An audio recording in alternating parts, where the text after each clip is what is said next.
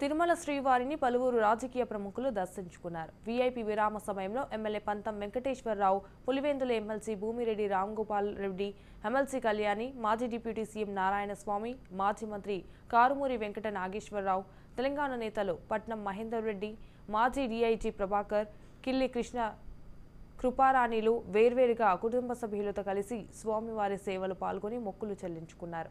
దర్శనానంతరం రంగనాయకుల మండపంలో వేద పండితులు వేదాశీర్వచనం అందించగా ఆలయ అధికారులు శ్రీవారి తీర్థ ప్రసాదాలు అందజేసి పట్టు వస్త్రంతో సత్కరించారు.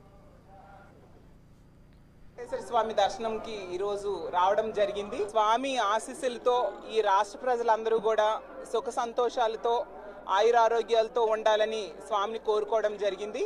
అలాగే మా అధినేత అయిన జగన్మోహన్ రెడ్డి గారిని ఆ స్వామి కాపాడాలని, అలాగే రానున్న రోజుల్లో ఈ ఆంధ్ర రాష్ట్ర ప్రజలందరూ కూడా చాలా సంతోషంగా ఉండి ఎటువంటి విపత్తులు, ప్రకృతి వైపరీత్యాలు లేకుండా ప్రశాంతంగా జీవించాలని కోరుకోవడం జరిగింది.